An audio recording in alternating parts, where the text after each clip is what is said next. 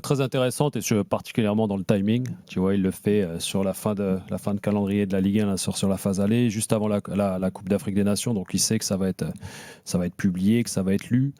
Moi, je trouve que c'est une interview très politique et je vais m'expliquer pourquoi. Dans un premier temps, j'ai le sentiment en fait que cette interview, elle va mettre un caillou dans la chaussure de Didier Deschamps et surtout mettre en contradiction ce que Didier dit depuis un certain temps par rapport à l'Arabie Saoudite, et en particulier que c'est un championnat compétitif, et surtout qu'il sélectionnera les joueurs compétitifs performants. Et c'est vrai que Karim Benzema en Arabie Saoudite, capitaine de son équipe, ils ont gagné le titre, c'est un joueur qui est plus que performant. Et donc voilà, après il y a cette jurisprudence avec N'Golo Kanté qui n'a pas été appelé depuis l'Euro 2024, qui est revenu. Donc voilà, aujourd'hui je me pose la question, est-ce que Karim Benzema l'a fait dans un contexte de pouvoir essayer de mettre Didier Deschamps dans un confort, justement de le mettre un peu dans un inconfort. J'ai le sentiment que c'est le cas, d'autant que je vais un peu poser les pieds dans le plat. Moi, je pense que Didier Deschamps est en train de penser un petit peu à son après-équipe de France, et je ne serais pas étonné que Didier Deschamps veuille aller en Arabie Saoudite. Et donc alors, puisque Benzema, j'ai le sentiment que Benzema le sait, j'ai l'impression que Benzema est en train de jouer tout ça. Je sais pas. Je trouve que c'est une interview par rapport à l'équipe de France qui est un petit peu, alors pas maladroite, au contraire, mais je suis pas convaincu que ça va aider l'équipe de France. Que quand tu regardes par rapport à la hiérarchie des attaquants, il y a quand même du monde devant lui, que ce soit Mbappé, que ce soit Dembélé, que ce soit Ekitike, que ce soit Marcus Thuram, même Mateta. Quel est l'intérêt de Benzema d'aller dire quelque chose comme ça à ce moment-ci? Est-ce que tu penses sincèrement que tu vas rappeler Karim Benzema pour être quoi? Pour être remplaçant? On connaît un petit peu la situation de Didier Deschamps par rapport à la vie de groupe. Voilà, moi j'ai le sentiment, et je persiste et signe, que Karim Benzema est bien au courant de ce que Didier Deschamps veut faire avec lui, et surtout ce qu'il veut faire après son équipe de France. Et donc je ne serais pas étonné qu'il en joue un petit peu. Alors, on rappelle que Karim Benzema a joué une Coupe du Monde. Pour l'instant, c'est celle de 2014. Que malheureusement, en 2018, il a été blessé. Il venait d'être appelé quelques mois auparavant par Didier Deschamps après avoir été banni pendant longtemps. Notamment sur cette blessure à la Coupe du Monde 2022. Il refuse d'en parler. Il dit qu'il ne veut pas alimenter la polémique. Il est interrogé sur un sentiment d'inachevé en équipe de France. Il dit « Je ne suis absolument pas d'accord ». Et il parle de cette 3e saison qu'il est en train de vivre en Arabie Saoudite. Lionel, toi, tu connais très bien Didier Deschamps, vous avez été coéquipiers, champion du monde en 98 ensemble. Cette interview, elle n'est pas anodine de Benzema, évidemment, c'est calculé. Bien sûr. Est-ce que tu crois que Deschamps pourrait nous refaire une 2022, c'est-à-dire rappeler Benzema? Non, même si j'entends ce que dit Max, là on est en train de parler quand même de Karim Benzema, même si ça a été un ballon d'or, il a 37 ans, il est en Arabie Saoudite, alors oui, je vois la comparaison avec N'Golo Kanté, mais N'Golo a été rappelé à un poste aussi où il y avait quand même quelques manquements dans le milieu de terrain. Là, s'il y a un poste qui est vraiment fourni à ce jour, t'as oublié de dire Mbappé. J'ai commencé par... ou alors, Kylian, j'ai pas entendu, mais t'imagines qu'il passe derrière tous ces joueurs-là, tous les joueurs que tu as cités. Donc quel est l'intérêt pour lui alors d'avoir dit ça? Mais il n'a pas dit « je veux revenir pour la Coupe du Monde ». Il a dit seulement « si le sélectionneur m'appelle, oui, ça ne se refuse pas ». Par contre, moi, ce qui m'a dérangé un petit peu, une Coupe du Monde, ça ne se refuse pas. Ça veut dire que, par contre, un championnat d'Europe, tu peux. En tout cas, il dit tout le monde a envie de jouer la Coupe du Monde. C'est vrai qu'il ne dit pas clairement je rêve de jouer la Coupe du Monde 2026. Il n'a pas ces propos-là. C'est ça finalement qui est pire, parce que tu laisses finalement Didier Deschamps répondre, et c'est là que ça va être très compliqué pour lui.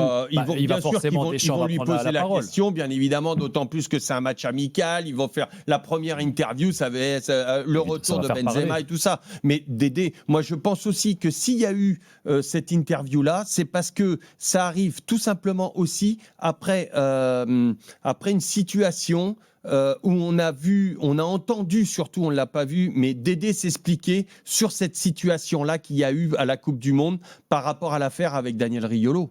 Tu parles du procès, là? Du procès, bien évidemment. Bien évidemment, et on a entendu un Dédé dire ce qui s'était passé. Je pense que Karim a eu d'autres sons de cloche, et là il a entendu son entraîneur devant la justice, lui répéter les mêmes choses que ce qu'il avait eu. Il s'est dit, en fin de compte, peut-être que moi j'ai eu d'autres sons de cloche. Tu sais, juste pour rappeler, effectivement, c'est qu'en fait, lors de la Coupe du Monde 2022, il a donc été faire constater sa blessure et finalement, il y a eu son agent qui a ressorti, une IRM. Finalement, Karim Benzema a quitté les Bleus. Au début, il y avait de bons échanges entre Karim Benzema et Didier Deschamps. Il a même souhaité bonne chance à l'équipe de France, etc. Et puis finalement, après, dans la presse est sorti que visiblement, en fait, il aurait pu revenir plus tôt. Il y a eu des déclarations différentes entre les médecins, entre l'entourage de Benzema. Au final, on le rappelle qu'il n'a pas joué la Coupe du Monde 2022, qu'il est parti précipitamment en pleine nuit au petit matin de Doha et que ça s'est fini comme ça entre Deschamps, l'équipe de France et Karim Benzema. Depuis, il n'a pas été de nouveau en équipe de France. Il avait fait notamment une story avec un clown par rapport à Deschamps. Ça veut dire aussi de la part de Karim, il a dit d'ailleurs, il ne veut pas alimenter la polémique. Exactement, il n'y a plus. Il dit pas non plus tout va bien avec Didier Deschamps et je rêve de jouer la Coupe du Monde avec lui. Lionel, tu connais un peu le ballon, tu sais que ça se passe pas comme ça. Tu sais qu'à mon avis, l'animosité envers Didier Deschamps, alors je dis pas qu'elle est encore très active, mais je serais pas étonné. Il y a quand même un jeu d'ego entre les joueurs, entre les entraîneurs. Il y a toujours eu un jeu d'ego. Je serais pas étonné qu'il y ait encore quelque chose. En tout cas, j'arrive pas à comprendre comment un joueur comme Karim Benzema, qui a été un super joueur Ballon d'Or, on va même pas remettre ça en cause, aujourd'hui se retrouve dans une situation où il propose presque ses services alors qu'il sait qu'il a cet attaquant devant lui. Alors peut-être pas meilleur qualitativement parlant, mais par rapport à son âge. Il a pas proposé ses services. Il a dit je suis apte si on m'appelle. Qu'est-ce que ça veut dire? Ça veut dire messieurs, tout le monde est apte. Tout le monde. Pour autant, non, mais parce qu'aussi il y a une question. Moi, je pense que ça veut dire aussi on enterre la hache de guerre. Si Dédé m'appelle, moi je mets mon mouchoir là-dessus. Souvenez-vous, avant la Coupe du Monde 2022, il y a eu des blessures partout. Et donc, il a quand même laissé le doute, on est d'accord. Et après, je te rassure, honnêtement, si jamais, par rapport à... Peut-être j'ai mal compris ce que tu voulais dire, mais si tu penses que Dédé a besoin de rappeler Karim Benzema pour aller faire un contrat en Arabie Saoudite, je peux te dire niet. C'est-à-dire qu'il a quand même le plus grand palmarès de tous les sélectionneurs mondiaux qu'il y a eu jusqu'à maintenant. Il a tout pour lui. Alors si en Arabie Saoudite, moi c'est ce que j'ai compris. C'est pas ce que j'ai voulu dire. Ce que je veux dire, c'est est-ce que Karim Benzema n'utilise peut-être pas cette situation-ci, c'est-à-dire de pouvoir ouvrir les portes, non, parce que tu l'as dit, Didier Deschamps est capable de pouvoir trouver un club en Arabie Saoudite. Ça fera l'inverse sur Dédé. Alors peut-être. S'ils ont besoin de Benzema pour me faire venir, allez tous vous faire voir. Moi, c'est la première chose qui m'est venue à l'idée quand j'ai vu ça. J'ai l'impression que Karim Benzema veut passer un message. Et comme je sais que historiquement, il y avait quand même des rumeurs avec le club de Karim Benzema par rapport à Didier Deschamps, je me dis, est-ce qu'il n'utilise pas ça peut-être pour pouvoir faire pression vis-à-vis de Didier Deschamps pour pouvoir possiblement très maladroit, mais c'est en fait c'est ça que j'ai voulu expliquer, c'est que je pensais que peut-être il utilisait cette situation. C'est une possibilité, mais tu fais bien d'ouvrir la parenthèse. Il y a également le fait qu'il dit je veux encore et je pense encore pouvoir jouer 2 ans en étant au top. On rappelle qu'au niveau de la ligne, il est au taquet, c'est un très grand professionnel. Il a eu une adaptation un petit peu compliquée en Arabie Saoudite, mais depuis il est en pleine bourre. Et il y a évidemment là en juillet, ZZ, qui arrive a priori, ça sera lui le sélectionneur des Bleus. Donc est-ce que aussi c'est pas une possibilité que finalement il revienne en bleu sous Zidane? Il le dit, Zidane c'est le top, c'est le meilleur entraîneur, je lui souhaite le meilleur, peu importe le club, la sélection, il gagnera. Donc c'est une déclaration d'amour à Zinedine Zidane. Il y aurait plus de possibilités aujourd'hui. Je n'aurais absolument pas la même position si c'était Zizou qui était à la tête de la Coupe du Monde, pour la Coupe du Monde, là, celle-ci. Maintenant, vu que c'est Dédé, moi je te dis non, pour moi c'est mort. Oui, mais après c'est peut-être pour revenir en septembre 2026. Avec Zizou, peut-être que ça pourra se faire, je sais pas. Donc tu as besoin de faire une interview pour dire à Zinedine Zidane, clairement, si je suis compétitif, j'ai envie de retourner en équipe de France, tu as juste à lui envoyer un SMS et puis mais après l'interview, je pense, moi je le prends plus pour dire on enterre la hache de guerre, je suis sélectionnable, en tout cas si on m'appelle, parce qu'il avait eu quand même des positions où il avait dit que l'équipe de France était derrière lui. Il y a eu tout ça quand même. C'est la raison pour laquelle. Et là, aujourd'hui, il revient là-dessus en disant, mais après le procès, après tout ça, après avoir entendu, après avoir changé, il me semble qu'il a changé d'agent, non ? Il me semble. Alors, a priori, la personne qui l'a mise en Arabie Saoudite, effectivement, ce n'est pas de dire. Après, tu connais leur relation. Oui, ils sont très proches depuis très longtemps, donc ça dépend. Je veux dire, là, aujourd'hui, quelle est leur relation entre eux ? J'en sais rien. Je suis peut-être un poil négatif. J'ai du mal à croire que cette interview soit forcément bienveillante. Voilà, c'est tout. Et ça remet pas en cause l'homme, ni même le footballeur qui est exceptionnel, probablement l'un des meilleurs joueurs français de l'histoire.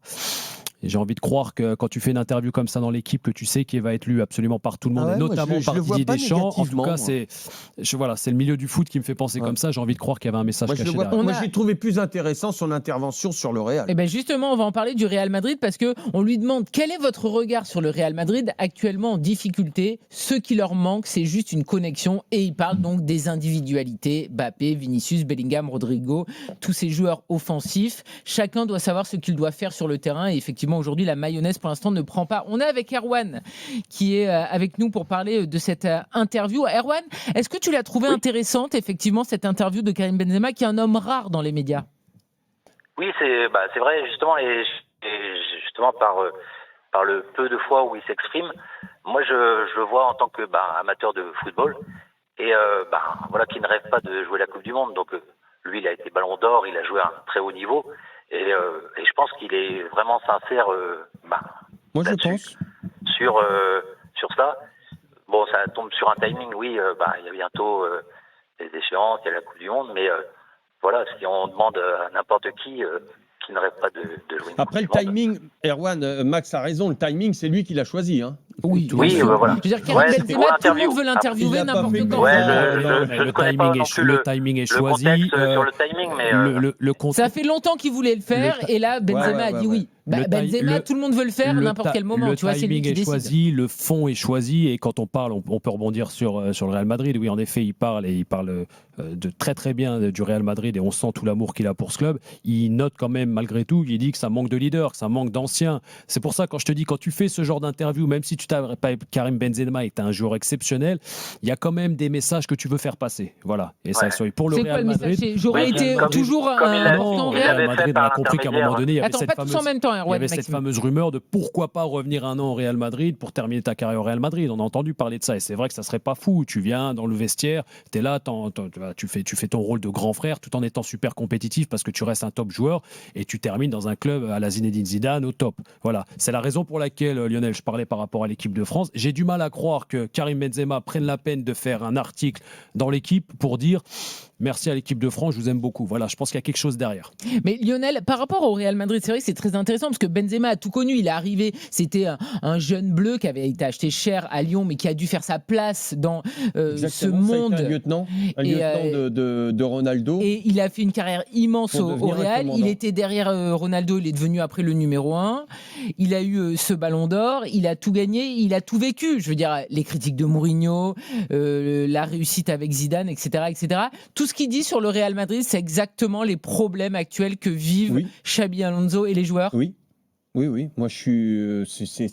C'est vivre dans un vestiaire. Tu vis en communauté. Tu vis là l'arrivée de. Alors attention, je veux pas tirer sur Mbappé. Il a été pris. Ce sont les dirigeants qui ont fait ça. Mais en prenant Mbappé, ils ont bouleversé tout un microcosme d'un vestiaire. C'est-à-dire que les Vinicius, les Bellingham, tout ce que tu voulais, Rodrigo, tous ces joueurs-là étaient des mecs à devenir des stars. La star ou les stars de demain, et là en faisant venir Mbappé, et ben là il se retrouve chamboulé. C'est-à-dire que c'est tout le microcosme du vestiaire qui sait plus comment se réorganiser, et donc ces joueurs-là sont perdus, et ils en deviennent même pratiquement plus complémentaires parce que ils savent plus quoi faire. Il y en a qui veulent toujours marquer des buts pour améliorer les stats, alors que c'est pas eux de le faire. Il y a Mbappé qui lui va dézonner pour donner des ballons aux autres et tout ça. Tout est chamboulé. C'est le problème d'ego quand tu as des grosses stars comme ça. Et d'ailleurs, historiquement, on l'a vu avec les Galactiques en 2001, avec le Real Madrid, ou plus récemment avec le PSG. Quand tu mets des grands noms, c'est pas forcément ça fonctionne. Ça s'aligne pas comme ça. Merci beaucoup Erwan d'avoir été avec nous au 32-16 sur RMC. On vous conseille en tout cas cette interview. C'est également une déclaration d'amour à Lyon, son club formateur. Et il dit qu'il veut rester dans le foot. Donc on verra aussi l'après Benzema. Est-ce qu'il sera directeur sportif, président? En tout cas, il a envie de rester proche de sa passion. De dire, mais attention, parce que la Ligue 1, c'est un championnat très compliqué. Oui, il dit pas comme Ronaldo, non, il a pas dit la même chose que Ronaldo. Le championnat saoudien, c'est bien meilleur que la Ligue 1, effectivement.